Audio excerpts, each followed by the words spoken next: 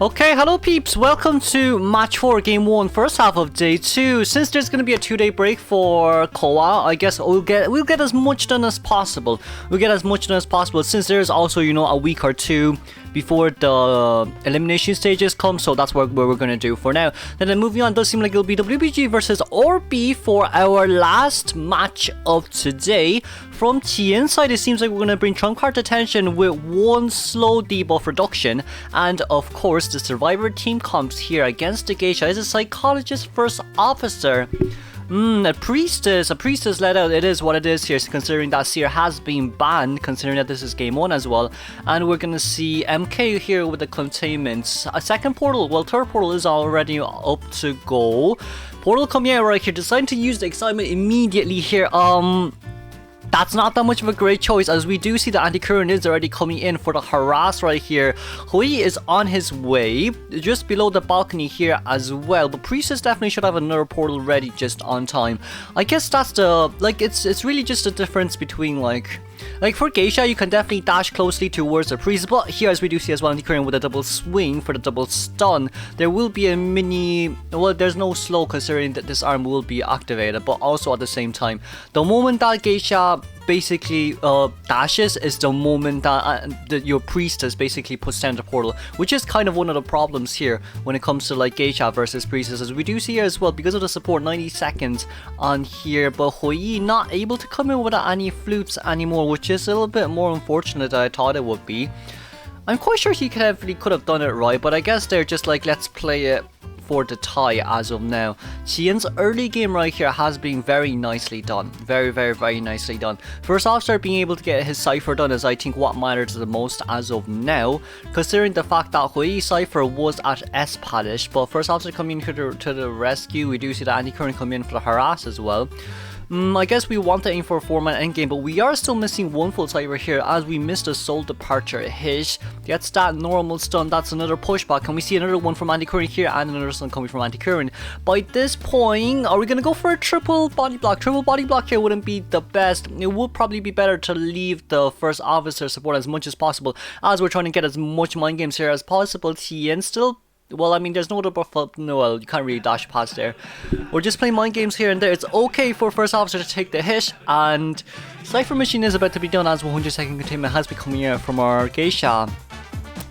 Yeah, it's really with that no damage rescue that bought enough time. You have to tank anti-current for that as well. Now anti-current coming in for overtime once again. The Cypher Machine as psychologist I should be done very soon, but if they want they can definitely come in with a, no, they're gonna save the whistle for anti-current. No, I don't think there's a point with saving whistle anymore for anti-current, as Priestess here needs to double back on herself. Can she go through the pallet, or can anti-current come here and body block? Anti-current's main job right here is to put down a pallet for Priestess. Priestess shouldn't be putting down any pallets at all, as there comes out the excitement, but this excitement may not be able to reach towards the Priestess as the mini sidestep, and of course the 5th portal ready up to go. Coming out with the 5th portal right here, we can see the 2 Cypher Machines at 50% right now. Qian here is panicking a little bit as he does have that, but that is not going to land once again. A pallet stun immediately coming from Priestess' side on towards the Geisha. As we do see, we're going to aim for a 4-man endgame here alongside with Tramkun being nearby as well. Qian wanting to fall out as fast as possible, but the Tram has left. Oh no, as Iron Cypher is currently at 75%, but also our first officer has to be very careful here in his, I mean, he needs to be very careful here because he has, well, actually he doesn't, he can just use one stopwatch. He has 2 stopwatches, he can use one. If he only had one, then he had to be very careful here, as we do see here as well. First officer probably should buy a little bit more time here. The whistle has been blown on towards the Priestess, so everyone, we're back to square one. We're genuinely speaking back to square one by now, as first officer here did not land the third Poseidon watch, but this show didn't dash through. This did not dash through, which was a little bit more unfortunate. We do see as well that didn't hit the first officer, and the first officer is still not down. Wow, the hitbox is really short. It really seems like the hitbox is really short by this one. But with Lon here wanting to become the hero, baiting the Geisha, landing the hit right there. But good news honestly is the fact that now Geisha has to come in towards either the first officer or towards the psychologist. Meanwhile, we do see here as well the double survivors here on the other side near Schoolgate currently opening the extra Cypher machine at 75%. Long here still trying to contain for as long as possible, but gets a terror shock right there. But that's also okay, as what we need is Iron to come in with the rescue. Or we're gonna come in with a Priestess. I guess Priestess will work as well. Priestess will work as well depending on where you chair. Can Priestess? No, Priestess cannot come out with that portal to the pallet. It seems like we want to save the portal instead, as the 7th portal is about to be ready as well.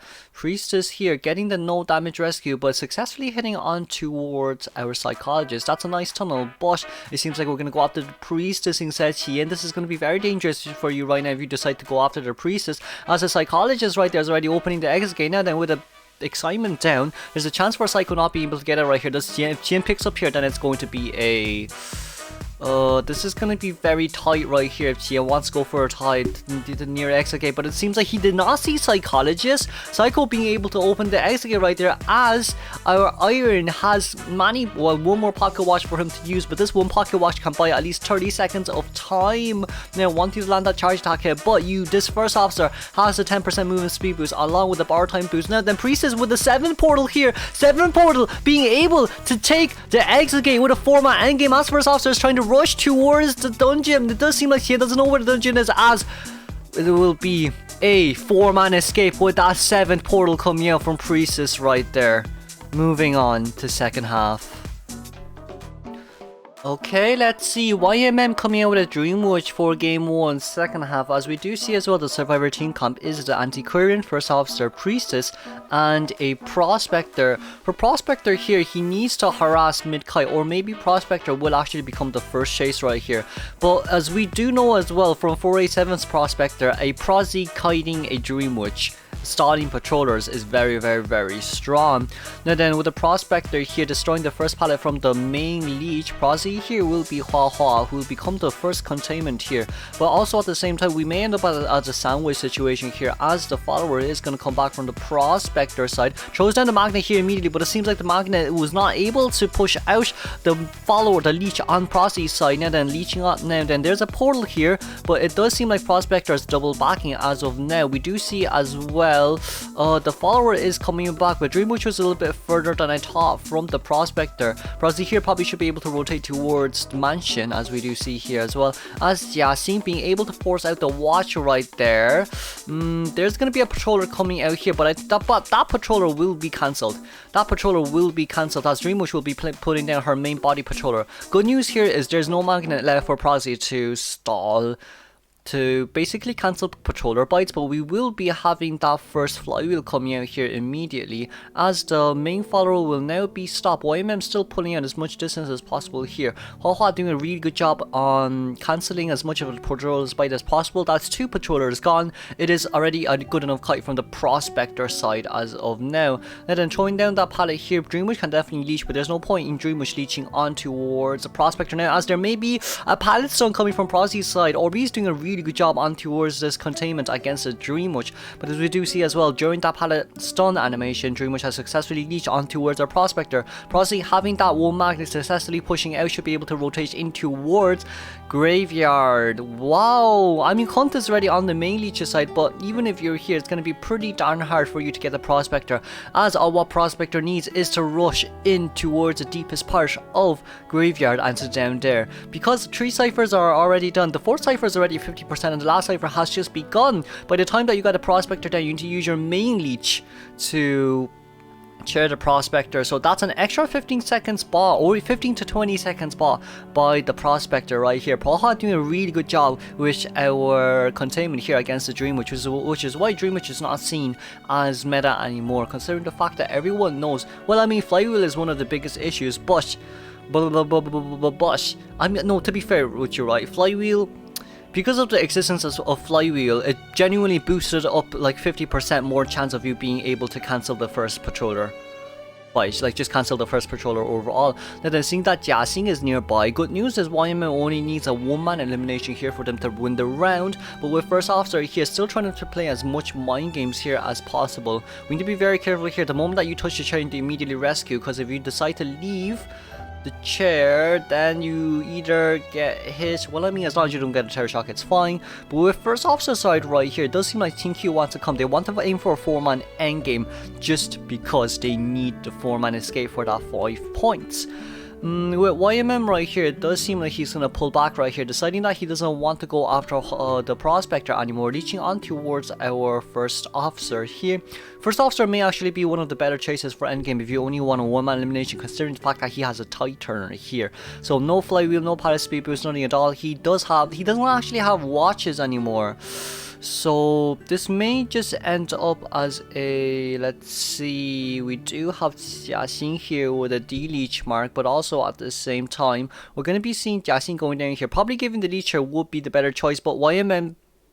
okay, it did not block the survivors, but it blocked himself, which is a little bit more unfortunate than I thought it would be. With Jiaxing here getting down, at least it's not the main leech that goes down. YMM gets the hit, but Dungeon is currently near Schoolgate. If Jiaxing runs towards the other side right now, it may not be that much of a great idea. But the good news is, you have a Patroller. Patroller is kind of safer than Blink by this point, to be honest with you. You can just put a, oh well, you can blink out as well.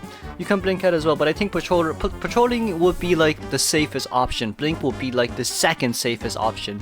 But here as we do see as well, blinking immediately, there is still a chance for us to get, no there's not. You shouldn't risk it by this point to give it a tie. 3-man escape is good enough.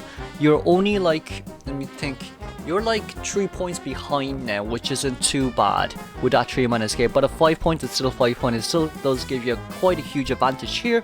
But as we do finish with a 3-man escape, let's move on towards game 2 then, shall we?